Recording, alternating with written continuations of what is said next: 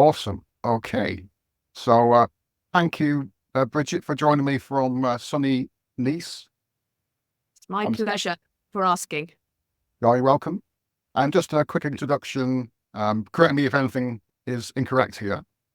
So you're a global business owner, Yeah. uh, international motivational speaker, and a mother of three. Yeah.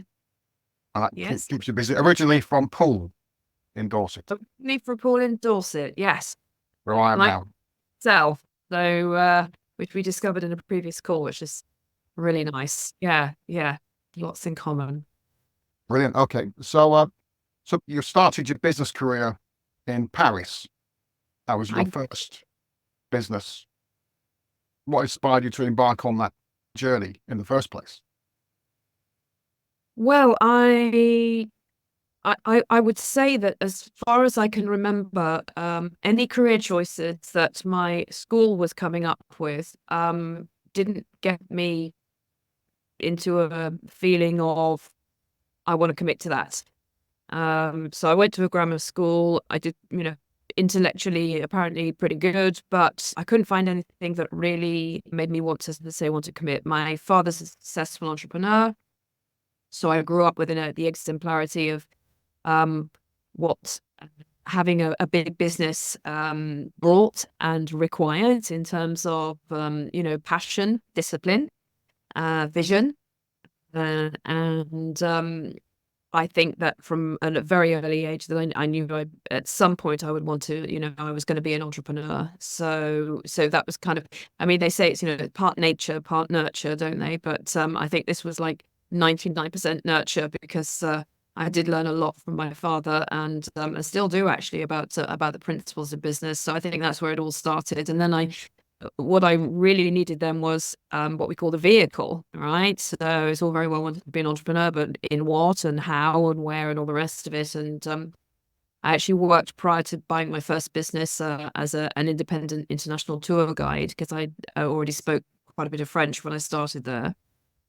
Fell in love with Paris, and then after having done that for 4 years and accumulated a fair amount of experience and a big network, I embarked on purchasing my first tourist restaurant in Paris when I was 26. Yeah, so that's kind of like the backstory of how it all happened. And I just think that I just had this vision of doing something amazing and being, you know, sort of like really happy in what I was doing and very enthusiastic. And failure was never even on the horizon. Of course, I was very young and very, very naive and all the rest of it. But yeah, I think really it was always in my blood. So, yeah. Yes, yeah. And what challenges did you have running that business? Um, oh, how long you got? I guess was this before this would have been before the online world. Yes. So I bought my first business in 1990. Okay. So, yes, I'm 61 next week. So I have a long old history of being an entrepreneur. So it was 1990. Back then, the biggest challenge we had, first of all, was to raise the finance at a reasonable interest rate because unless people are sort of my age or older, they won't remember, but the interest rates at the time in the UK was 17%. One of those economic crises that actually really talked about now because all we talk about now is one in 2008, 2009, and COVID, right? Because, Mm. you know, but you will find over the course of decades, all you'll see is, opportunities and difficulties and opportunities and difficulties. That's just the way things go. And there'll be another difficulty coming along in a little while. Even now we're coming out of COVID. So I would say, first of all, it was definitely raising the finance, convincing the bank that it was a good idea to lend me $250,000 to Wow. at the age of 26 with no experience whatsoever but to run this business. The second thing was I actually did it in partnership with somebody, and I think underneath I felt that I I maybe needed that person to do it myself rather than just do it alone. And that was a huge error. And I think that's self-confidence and self-belief. Certainly, over the course of time, I started to realize, of course, hindsight is a wonderful thing. I started to realize that actually everything stems from there. So definitely the right partner, the financing, and I've always been a hard worker. And I think that people actually aren't afraid of hard work. What they're afraid of really is losing control. Mm. So that didn't scare me at all. But then the third thing that really changed everything is that I had my daughter was born in 1991, so just sort of like a year and a half after I'd started to run the business. And that changed everything for me, becoming a mother, because suddenly she became my priority. And working in hospitality is every weekend, it's evenings, it's holidays, it's, I mean, it's a life. It's not even a lifestyle, because there's not really much style to it. You're just like grinding in there 24/7. And that was then when I realized that this type of business was not going to be compatible with how I wanted to be a parent. And so I started to investigate ways of how I could, sort of develop some kind of an exit strategy, because those long hours and all the rest of it just weren't conducive to having a very young child. So yeah, that's the three main things really. Yeah, yeah. And how did you deal with this, like mentally? No, probably not very well. Right. Um, at the time, I think the first book that really inspired me was a book that somebody gave me when I was in, before I bought this business, which was called, What They Don't Teach You at Harvard Business School by Mark McCormack. And a boyfriend from a past life had a really successful career on the stock exchange, and he said, "Oh, you should read this book." And I read it, and it was really, really enlightening. And I really can't remember what was in it, but all I remember was it gave me clarity about what I really wanted for my life. And I remember like doing lots of sort of footnotes and thinking, that I want to travel, I want to be successful, I want to, blah blah blah blah blah. And so I did have that drive. I did have that drive, but I think that the obstacles were far greater than I could have anticipated.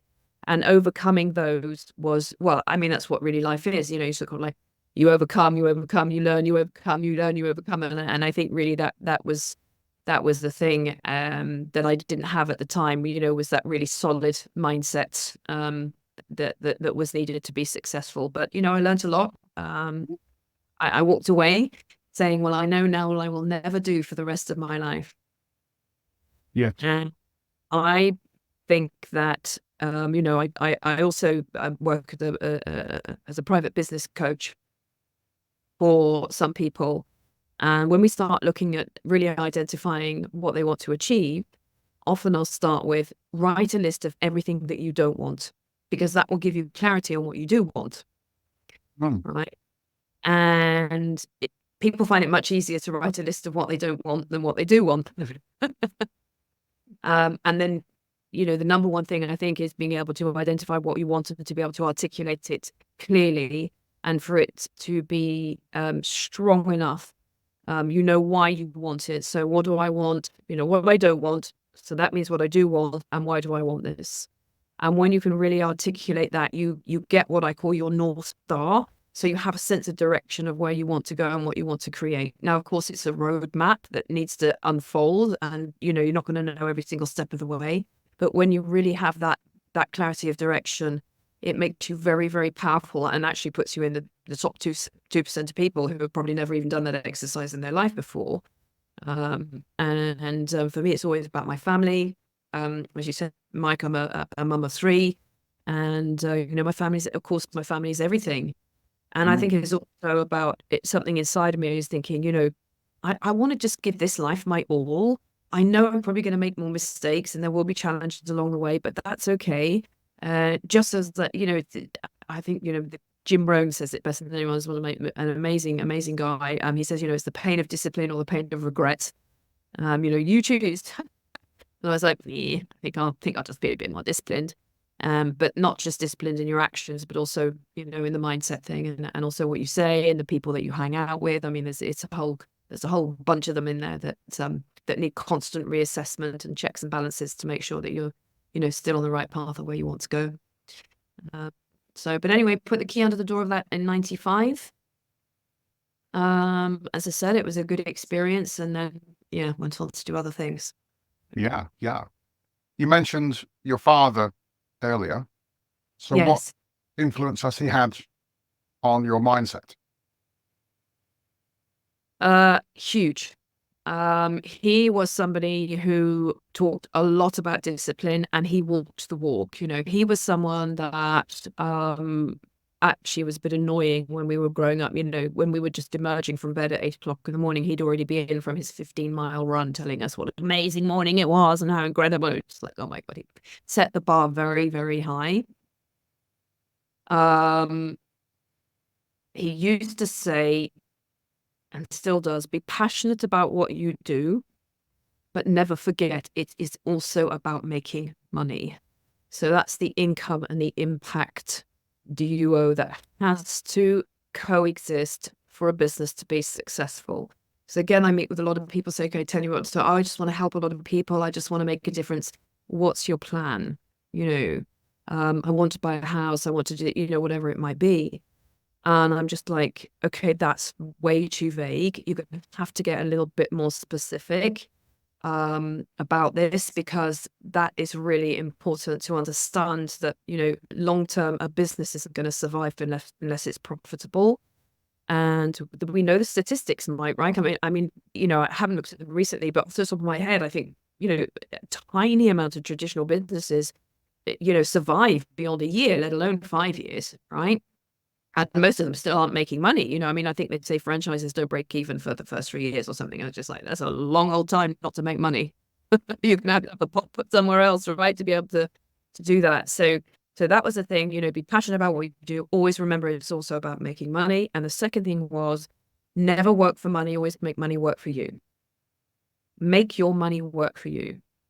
And so he chose to have multiple businesses, of which gave him freedom. Because if he had been in there working one business from morning until night, he would never have been free, because everything was reliant on him. But he chose to multiply his businesses. So he then put a very, very efficient and incredibly good managerial structure in, so that he could literally, wake up one morning and think I'm going to go skiing for 10 days. And that's what he did, and really, really, really, really sporty, head of the athletics club. So that was a massive passion of his. He's 95 now, and he still trains every single day. That is just part of, take care of your body, because if you don't, you can't do anything. So that part of taking care of your health and being very, very disciplined and diligent and taking care of your health was another major, major thing. And has served me greatly over the course of time. I wouldn't say I'm as, nowhere near as fanatical as he has been. Although as I get older, and I have more time, and, my children are now grown up and all the rest of it, then definitely it's become much more higher up the priority list. Because we want to wake up feeling enthusiastic, full of energy, full of, cognitive, ability. We want to feel like that, don't we? And inevitable, that's something like anything, it needs maintaining. So that's a huge thing I got from him. And the last thing I would say, which is probably the most important thing in business, is he's a really, he has this ability to breathe life into people's potential. Right. So, again, I mean, when I was growing up, I was just like, oh, can't he just be a bit more sympathetic, that I don't want to get out of bed because I've got a bit of a cold this morning? And it was just like, up you go. Right. So, and also making everything fun. That is the thing, everything has to feel like it's fun. Loves joking with people, recognizing people for their achievements. I mean, his staff retention, he had over 200 staff in his businesses. His staff retention was huge. Most people would spend, the managerial level, 30 to 40 years, they did the whole life in the company, and then that was the end of that. And then their son's in there, and now the grandson's in there, right? And that incredible relationship, building an incredible relationship with people, being genuinely interested in people, being genuinely engaging with people, that is, for me, it's the number one skill in business, being genuinely interested. The great Mary Kay used to say, always remember, people are going around with an invisible medal on their chest saying, I'm important. Yeah. Yeah. And always this great ability to make people feel that they matter. Which might have been actually I matter, but anyway, same difference. So it was really just like making people feel valued, appreciated, recognized. As kids on Christmas Day, while my mother was at home making Christmas dinner or whatever it was, we used to go around to all the main managers with great big parcels for them on Christmas Day and presents for the kids and everything. So always going that extra mile. And actually, one more thing that I may say that I've really taken in, and that is marketing. It doesn't matter how good your product is, how different, how amazing, how incredible. If no one knows about it, it's worthless. And he was the most ingenious and brilliant marketer. Now, you're going back decades, so there wasn't obviously, we didn't have the SEOs and all that kind of stuff. You do, Mike. But for example, he was very creative and very artistic. So every week in the local Echo, which is still going now, he would create an incredible advert. And it was really beautifully done. And people used to say, I just buy the paper every week just to see what you've done this week, right? So that was one thing, a really, really credible marketer. And another thing was that he had this idea to go into some of the local schools and give them all T-shirts with the logos on, right? And so he became a sports sponsorer. And then he used to do things, for example, which is in Oakdale, which of course is where you're based. He used to run art competitions with the local schools. So we'd get all the kids to do amazing pictures. He'd put them all up around the shop. So of course all the parents came in for fish and chips because they wanted to see their kid's picture on the wall. Right. So, I mean, just like brilliant marketing ideas. And I think that's really my greatest strength now, is it's just that, like, I just love talking to people. I love listening to people and building relationships of trust, and marketing is everything. So, yeah, it's quite a few. Yeah. Yeah. I love those stories of advertising and marketing before, Yeah. and you have to be even more inventive. And definitely, and courageous. Having, I think sometimes when you're posting things on social media these days, it also requires a certain level of courage, because you never know who's going to say something negative. You never know, somebody's going to troll you or whatever it might be.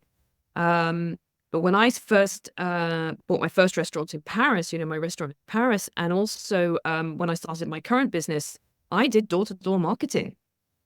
I literally knocked on doors, and I used to go around all the big coach parks in Paris, and I would just literally sort of like knock, hi, and I would give them a brochure, and I'd tell them what the deal was, and tell them how much commission they'd get if they brought their groups in. And every single week I would do that, and I would speak, I'd just like literally go from door to door, door to door. And similarly, when I started the business I have now, I literally, I thought of a place that would be good, where I could meet people who had a certain level of income. I chose Westbourne, and I literally walked into every single salon, hairdresser, tanning salon, nail technician, everything. I just walked in. I was like, hi, you and I don't know one another yet, but I've got a machine and I'd like to iron your face with it. Wow.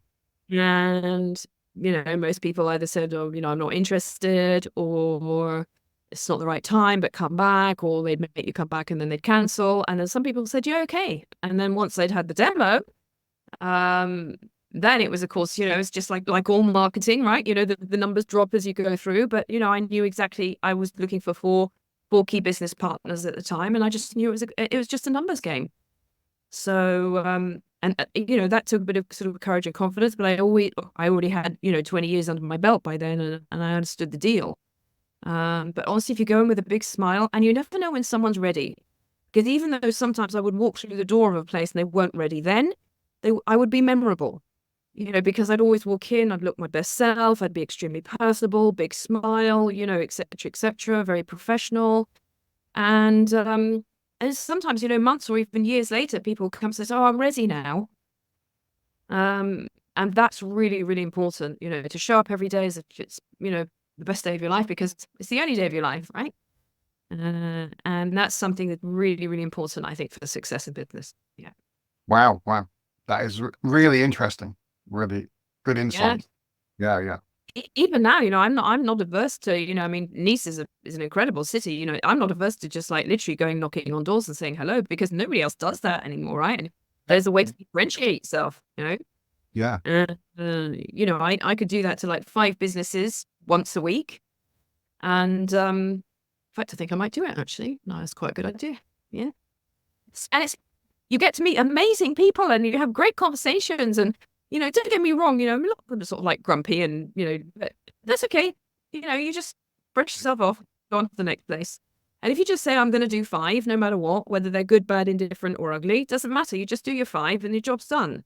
And you don't try and attach yourself to the outcome. It's like, oh my God, they were really mean, or oh, they said no, whatever. I just do 5 a day.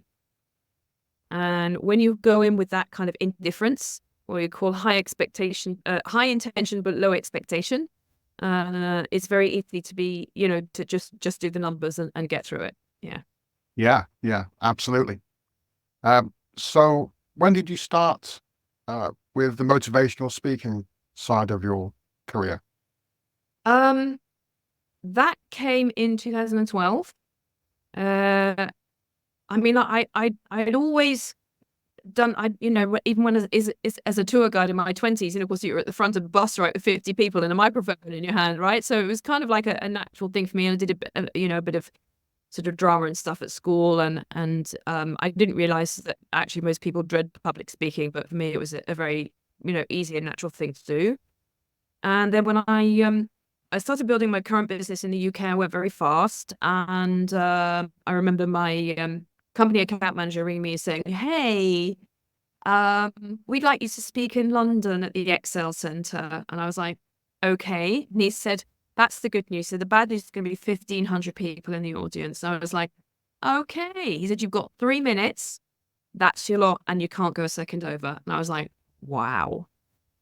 So that's when I would say was kind of like the moment when everything really pivoted. And then it's still on YouTube somewhere as well. Somebody actually had the presence of mind to record it. And that was a huge learning curve, because I decided I had to learn the whole thing by heart, because I didn't have an auto cue or anything. And obviously I had to write it, and yeah. And from that moment on, I mean, everyone came off and everyone was applauding, and my tongue was so dry, I just actually couldn't speak another word. I was actually petrified. Yeah, I had no idea why. And then things started to evolve, and I was asked again and again. And then I spoke in Budapest a couple of years later. I think there's about 7,000 in the audience there. That was a really good, but I had an auto cue that day. So I was just like, oh my God, so I'm walking the park, for this one. And then gradually, sort of like just being asked again and again. So I did a lot of pro bono. And then people started asking me again and again. I was like, "Shit, you know what? Because it's not about the 10 minutes or the half an hour, 45 minutes you're speaking. It's hours of preparation." And so I was like, I'm actually going to now go pro on this, but it's not a part of my sort of intentional business plan. That's something that people ask me. I say, well, I do actually charge a fee now. The TEDx thing was a really weird, like, sort of, I don't know. I just woke up one morning, I think it was the beginning of January, whatever year I did it, 2018, maybe. I thought, oh, I think I'll do a TEDx. I had no clue how I was going to do it or anything. So Google is your best friend, right? Hey, Google, how do you do a TEDx? So I did a bit of due diligence, and I saw that Southampton University was actually holding a TED event. So I messaged them and I said, "Hi, I'd like to put myself forward, blah, blah, blah." I had no idea how serious this stuff is, right? You have to go through interviews, you have to go through you have to submit the idea, then you have to submit the text, and you have to. I mean, it was just like, and normally, apparently, you get months to prepare. I had 2 weeks. I had 2 weeks to prepare, and then normally when I speak, I love interacting with people. So I'll come off the stage, I'll get people up on the stage, I'll ask them questions, I'll get people involved, I'll get them standing up, sitting down, doing all kinds of things. But with TEDx, it was very different. It was super formal, very quiet. And I found it just wasn't me. It wasn't in the flow. So even now, when I think about doing it, that was another thing. I walked off the stage. I said, well, I'll never do another one of those again. Right. Because it was eerily silent when I was talking. And what I wish I had done with hindsight is been me. I wished I'd had more audience participation and everything, but I kind of panicked a bit, and it was like, you need to learn your script off by heart, blah, blah. So it was much more stilted than the normal kind of flow that I do when I normally speak. But it was a good experience, and it's on my CV now, and I was like, I've done the TEDx, and yeah, so that was actually quite useful for also being able to charge a fee for my speaking. Yeah. That's the one thing I know I do add value. People will walk away, but honestly, Mike, the funny thing about speaking is that you'll come off stage and say, "Oh my God, this is so inspirational," blah blah blah blah blah, and I was like, what did I say? It's like, well, I can't even remember what you said, but I know I feel super inspired. So people really actually never really remember what you've said. Maybe one or two nuggets in a half an hour or 45-minute talk, but they'll remember how you make them feel. Right. And always my intention at the back of everything is to breathe life into people's latent potential. Right. And so I think that's what inspire means. It means to breathe life into, sort of like breathe through. And that's something that I seem to have the ability to do. So that's how it all started on the Excel set. Yeah. Yeah. The talk I listened to from Southampton, it was very powerful. Yeah. They gave us a theme, which was breaking barriers. And I was like, yeah, well, I know what that's going to be about. It's going to be about breaking barriers to the mind, right? Because that's the only barrier we have to break, actually. Yeah. And but even so, I mean, of course, I have a lot more experience now, like several years on, and maybe I might one day do another one, because I really would love to do it walking away thinking I was the authentic me, not just the one that they kind of like expected me to be. But yeah, it was a good experience, and I'm still connected with some of the girls who organized this at the university. We've become good friends. Yeah. So there's been a really nice ripple effect of benefits as well. Yeah, one girl in particular who I really got on well with, and they were just students at the time, and they just had this idea, and then they got validation from TEDx, and they went ahead with it. And I think there were about 4 or 5 speakers. You get exactly 20 minutes and not a minute more. Although mine was actually quite a bit shorter than about 13, 14 minutes. But honestly, people don't, just after a certain time. So I felt it was enough. And yeah, so there we are. Right. And what advice would you give to someone who maybe they've had a big setback? They've been running a business and it's not worked out, or they've been in a relationship and it's just gone, tits up, pardon the expression. Well, first of all, I think that I can speak from experience. I had tons of failures. I mean, I don't want to make it sound glib and like it's just another opportunity to grow and all the rest of it. Okay. I think where I can identify the times that I've been successful and then other times when I've been less successful, I can really, first of all, identify the fact that I didn't have clarity on what I wanted and why. That's everything. And it can be as specific or not specific as you want, because ultimately the only reason why we ever want something is because we think we'll feel better when we have it. Right? So I would definitely, when I moved to Nice, I've spent kind of 2 years to decide where I wanted to go, because my youngest daughter's just finishing uni, and I knew at one point then that would be it. My other two are now grown up. They live and work in Paris. And I was like, wow, where am I going to go? And I thought, clarity. I need clarity where I'm going and why I want to go there. And so literally I did like cost benefit analyses on like loads of different places around the world, thinking, well, because I looked at California, nice weather, could be fun. To Florida, I was like, maybe a few too many retired people. I know I'm retirement age, but my father says I haven't even got started yet.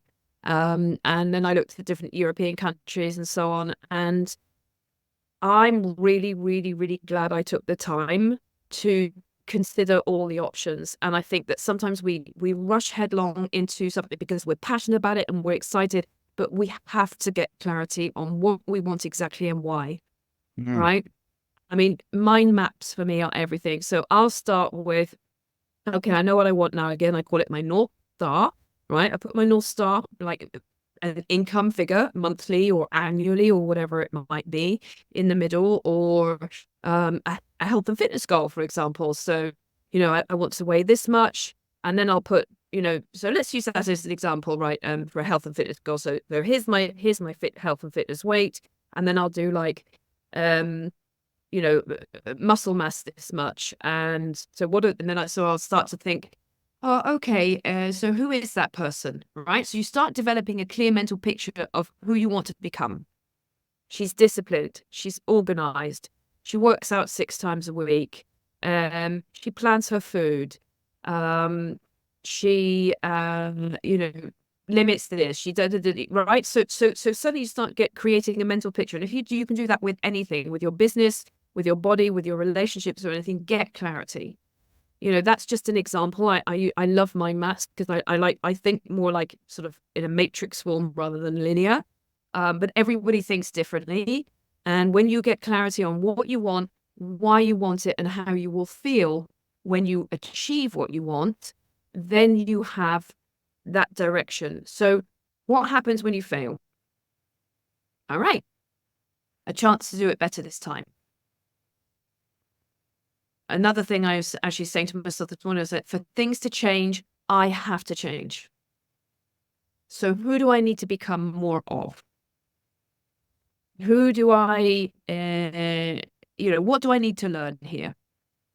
You have to get humble, actually, and say, okay, here's the lesson. Spend 10% of the time on what went wrong and 90% of your time on possible solutions. Because what happens is that as humans, we love to go and then tell everybody all our problems over and over and over and over and over and over and over and over again, right? And I had a real issue with that because I have a really powerful backstory, and people just kept asking me about my backstory the whole time. And I was just like, I've had enough with telling my backstory. I'm moving forward from that now. And, what are the solutions? What do I want and why do I want it? And how is it going to make me feel? Okay, so I want complete financial freedom. Oh, feels nice, right? I want to wake up every morning feeling enthusiastic and joy and excited about the day. Feels amazing, all right? So when you actually it's kind of like you get to the end and then you reverse engineer the plan of where you're going to go next, all right? But honestly, one of the things I say is that none of us are getting out of here alive. Okay. I think business should be about having fun and making a ton of money. Right? Because money is a symbol of freedom for ourselves, for our family, and to be able to contribute. Right? And as long as what we're doing is moral, legal, and ethical, why not make that the goal? Right? And then you get to the specifics. Okay, so what does fun look like to me? Right? Fun looks like to me is like yesterday afternoon, it was sunny. I went out and on a 6-mile walk, right? That's my fun. And most people say, that's really boring, but that's my fun. Okay. Took loads of photos. I came home and made some content and some little like mini videos and stuff. I love doing that kind of stuff. right? Because I'm like quite creative in that way. And then why can I do that? Because I built a business asset that pays me whether I work or not. So I have complete time freedom. And I'm also non-location dependent because I got very, very clear when, for the nth time I started a new business 14 years ago, what I wanted and why I wanted it. I wanted complete financial freedom for myself and my family. I wanted to be able to support my family as a single mother and sole provider. I wanted to be non-location dependent. And I wanted to work and be and collaborate with other people who were positive, uplifting, fun, and great people to be around. Yeah. Right. And that changed the whole trajectory from all the previous failures because I got clarity first and foremost. Sure. And you can circle back to, so, well, now I've had this super upset. I'm really clear about what I don't want. Yay. That's a big contrast from what I do want. So use that as an opportunity to get more clear on what you do want. And then you have to train the mind to literally just think about what you're creating all the time, right? And if you find yourself, going down that rabbit hole of poor me, and I think T. Harv Eker says it in his book, The Secrets of the Millionaire Mind, which is the first book that I actually recommend to all my coaching clients. Read The Secrets of the Millionaire Mind. There's no such thing as a rich victim, right? You can't have victimized, oh, poor me. Oh my God, it was the economy. Oh my God, it was this. Oh my God, it was my ex. Oh my God, it was, whatever it might be. That's just fears, limitations, and excuses. You just have to, like, I don't know, shoulders back, chest up, and get on with it. Brush yourself down and get up again. I heard someone say actually the other day in just some social media thing when I was going down a scroll hole, there's 3 reasons that people, he's done loads of interviews with really, really successful people around the world. And 3 things that actually stood out to him. The first one was you have to be completely impervious to other people's opinions. Like 100% impervious. The second one is you have to have a really big vision of where you want to go, which is why I'm saying what you want and where you want it. And the third one is you have to be prepared to fall down 7 times and get up 8. Yeah. And if you those 3 things, like lockdown, eventually you'll find the right thing for you. Some people like, I know I was really stubborn for many years in the business that, what really wasn't doing for me what I wanted it to do. But you kind of like cling on because you thought, oh my God, I've got to make a success of this. Change. That's good. Could be a continual reappraisal. I think Steve Jobs said it brilliantly. He said, if I wake up more than a few days in a row and said, if this was the last day of my life, I wouldn't be doing what I'm doing, then I'm going to stop doing it. Yeah. So those checks and balances will serve you much better than getting to a point where things are really, really desperate and then having to make decisions that are much harder. But it being in continuity in the checks and balances will mitigate the level of failure and but what is failure anyway? It's just like, I think Edison said, I failed 1,000 times and then just finally made it once. All you have to do is make it once. Yeah. That's a great quote. Yeah. So just keep failing till you get it right. Yeah. So what are your current projects? So, my current project, I am slowly but surely finishing my book, right? That's because my passions, talking about the fun thing is writing. I love to write. I write every day, and it's coming together. But it's an interesting challenge, and I think that's something that's I think I decided to do it because I was interested to see what it would make of me to write it, right? And Jim Rohn says it again. One of probably my favorite quote of all time is that make it a goal to become a millionaire for what it will make of you to achieve it. Right? The skills you have to learn and the person you have to become. So I was just like, I wonder what this will make of me in order to write this book. There's another steep learning curve going on there.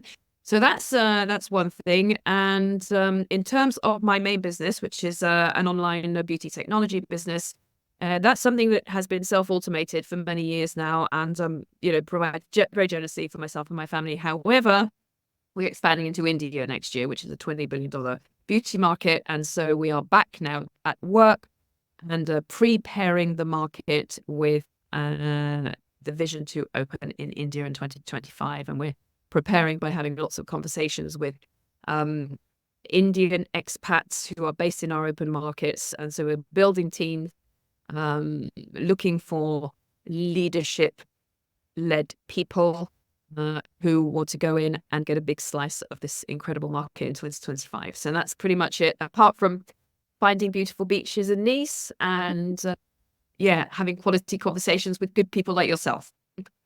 Yeah. And what technology are you using at the moment?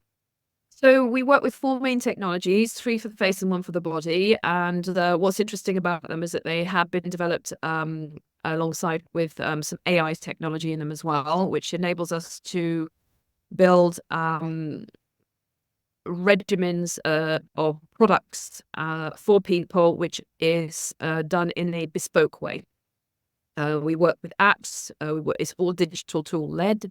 In the old days, when I was knocking on the doors, but I actually still quite like knocking on the doors. But yeah, mainly now we work particularly with social media influencers, particularly on Instagram, who recommend the products. It's an affiliate marketing. We use a dropship, method. So, somebody will go on Instagram, they'll see a product they want to buy, they click on the link, they buy it, 2 days later, they'll get the product, turn up at their doorstep, and the person who shared the link gets paid. So it's a very, very simple process, highly efficient.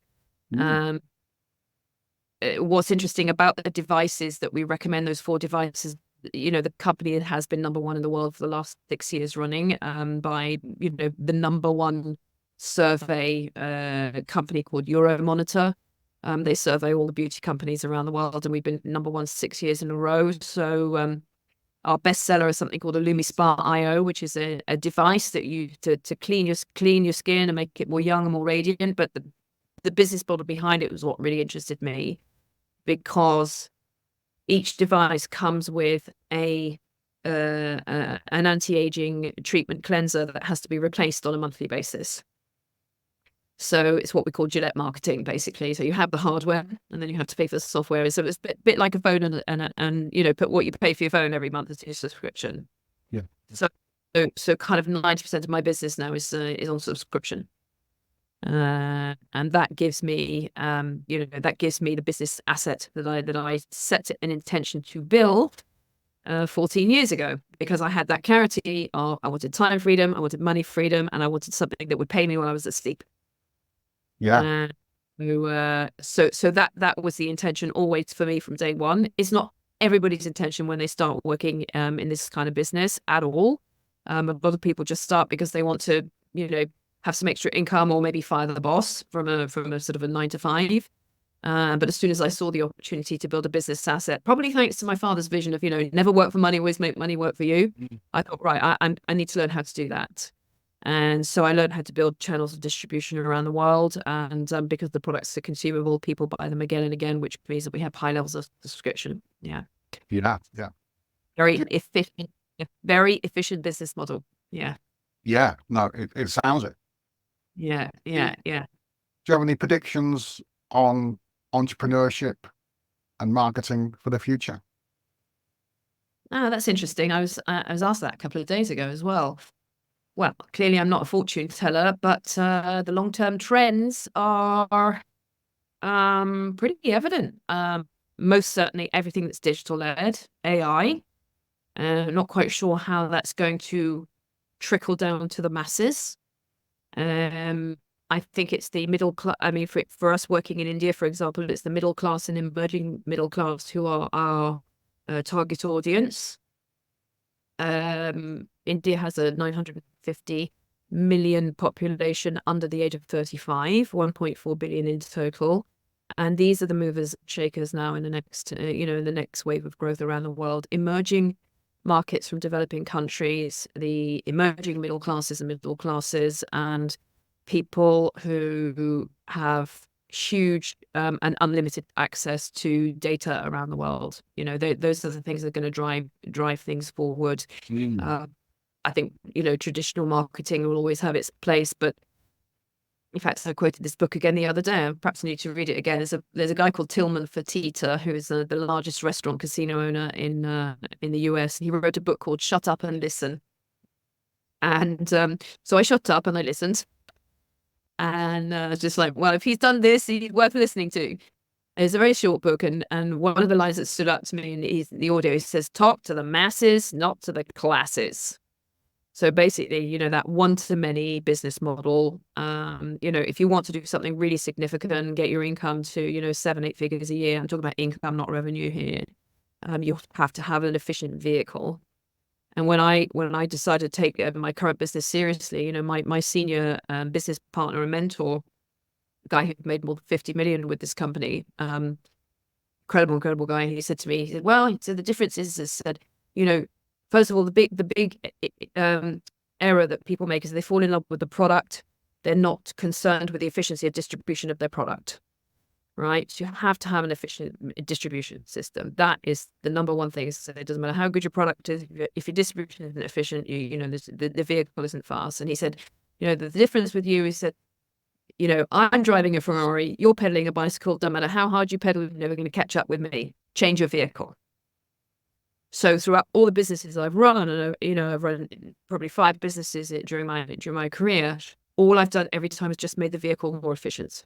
And based on the principle that I wanted leveraged income, I wanted a one-to-many model, and I wanted something I could scale around the world. Yeah, and be non-location dependent, of course. Yeah. Yeah. It sounds the perfect fit.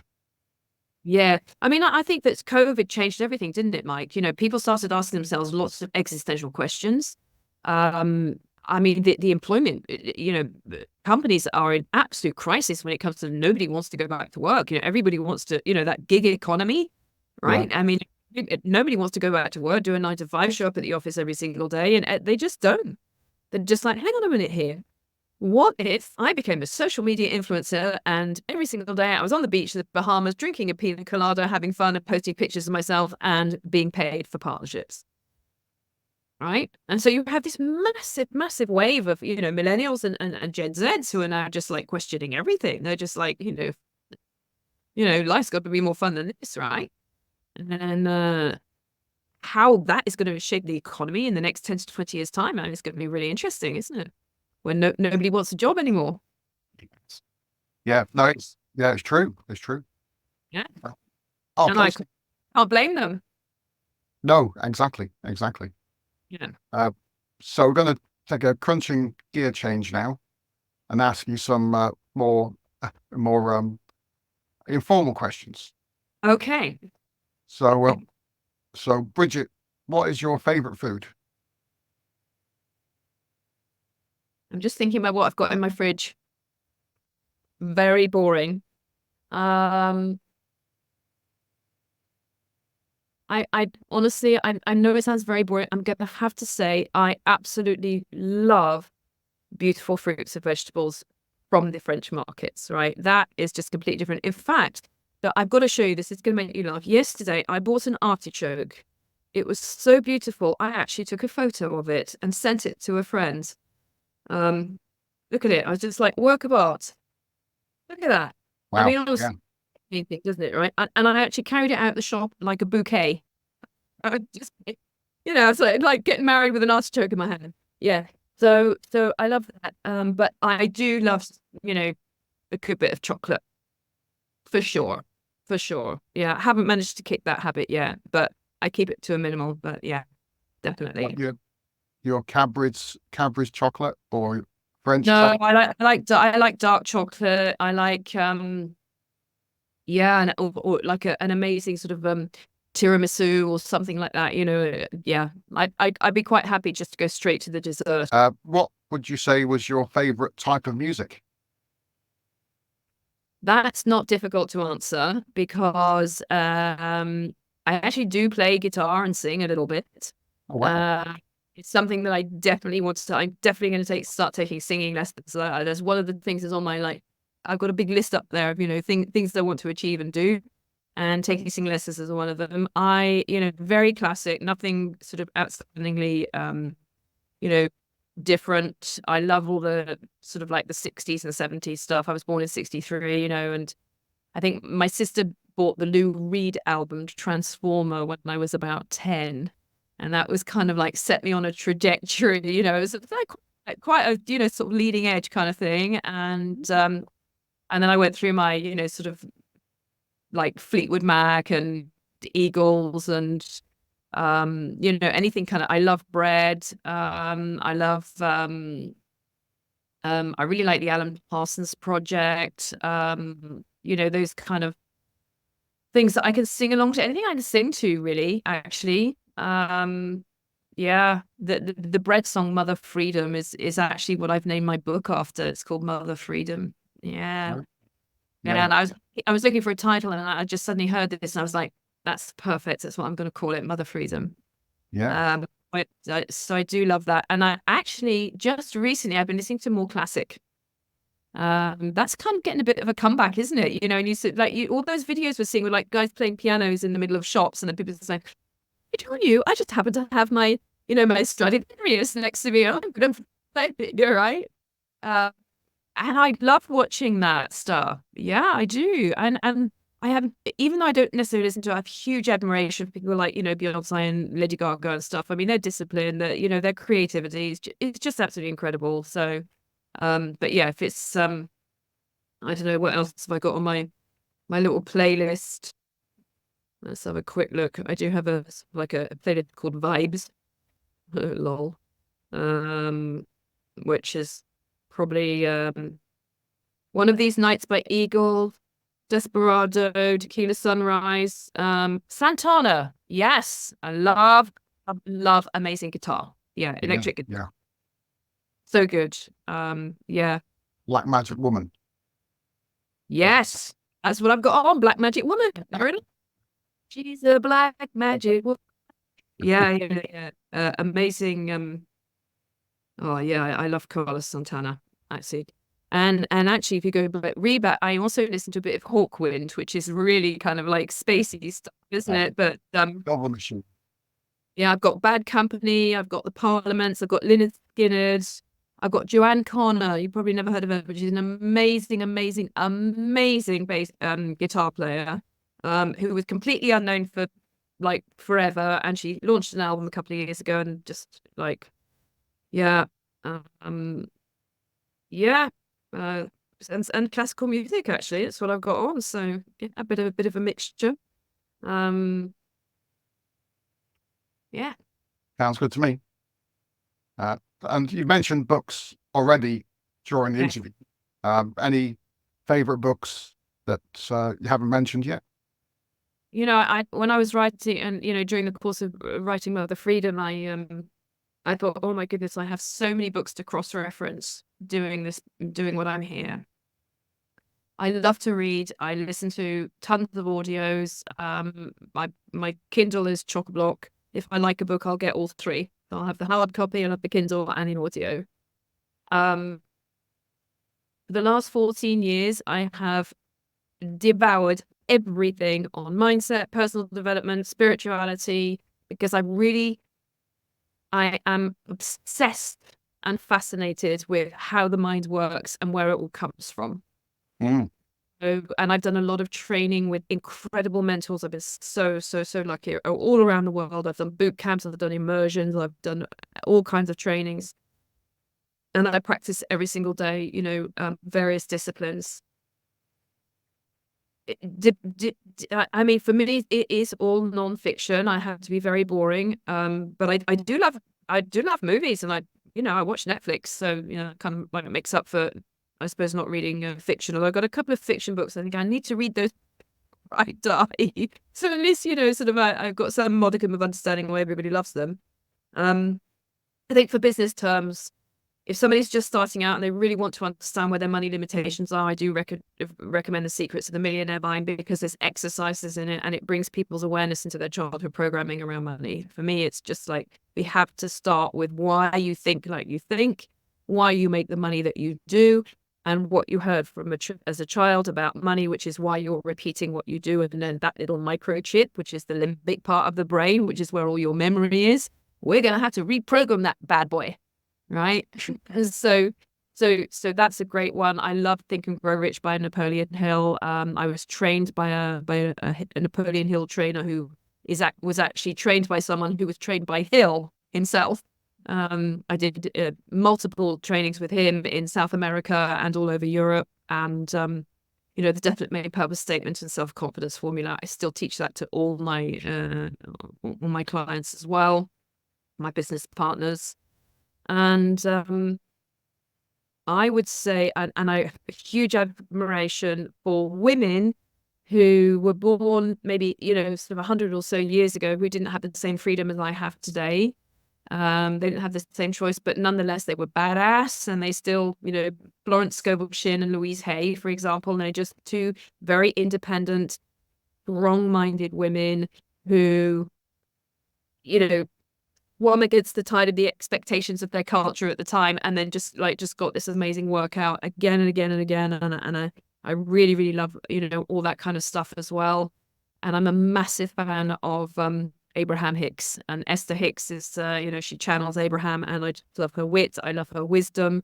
I love the way that they're kind of like very irreverent in personal growth. And I think it should be fun. And people get very intense about all this stuff, don't they? So you've got to meditate every day, blah, blah, blah, blah, blah. And don't get me wrong, I do meditate every day, or try to anyway. And, but life is supposed to be fun. Life is supposed to be fun. The basis of life is freedom. The purpose of life is joy. And I had to actually, this morning, I was reminding myself, just remember the purpose of life is joy. And if you're not enjoying it, don't do it. Or find a way of doing something you don't want to do, but do it joyfully at least. And actually, that is a discipline of being intentionally joyful, of doing things that we don't want to do. It's a very interesting process. So all those books have been massive cooperative components to allow me to really move forward and grow in life and in business. Yeah. Wow. That's probably a good point to end on. Yeah, probably. No, just get out there and do the work. Yeah. Can you just tell everyone how people can contact you, or the best places to visit to find out more about you and your businesses? I'm a pretty public person. My link tree has got everything in it, and my link tree is on my LinkedIn and Instagram and Facebook, and so I'm super findable. And everything there is on my link tree. I think I've even got my electronic booking link, so anybody's welcome to book a discovery call with me and have a chat. It doesn't have to be, intentional to get a result. I just love, having conversations with people, finding their backstories, what motivates them, where their challenges are. And I honestly believe, and I found this teaching people again and again and again, not much needs to change to get a huge difference in results. It's a bit like they say that if you get, if a pilot sets his direction like a millionth of a percent of a degree off, and he'll end up in New York instead of Miami or wherever it is. Actually, it is just often just small tweaks which will make a huge difference in terms of, results, in terms of income, in terms of joy, in terms of flow, in terms of, all that kind of thing. So I love being able to just say, well, actually, you could read that book and see how it gets on. Like next thing 2 days, like, oh my God, that book, I get the whole thing, and I'm just like, yay. We want everyone to be successful, and there's enough abundance for everybody. There's no such thing as competition. There's plenty of business for everyone out there. We'll always be able to create more in some way when we work in that flow. So I love having conversations with people and just like saying, well, I understand because I've been through that little challenge myself. This is what really helped me. And it's my obsession to only ever teach what I have done. I'll never try and teach. And if I don't know, and if I'm not sure, and if I haven't had the experience of having failed and been successful in it, I will not teach it. I say, I'm not the person you need to speak to. SEO needs to speak to Mike Sharp. I don't know anything about that. Right. So that's it. And I love passing business on to people as well. And reciprocal referral is everything. And it helps everybody to, rise up and be successful. Yeah, very true. Very true. And thank you, Bridget. You've been a fantastic guest and given lots of value, tons of value, in fact. I hope as many people as possible watch this interview. Yeah. Well, listen, I'm super, super grateful that you gave me the opportunity to share these few minutes with you, Mike. And yeah, I'll look forward to hearing from anyone who wants to have a further conversation. Yeah, absolutely. Okay. Thank you so much. That's content. Thank you. Thank you. Thank you.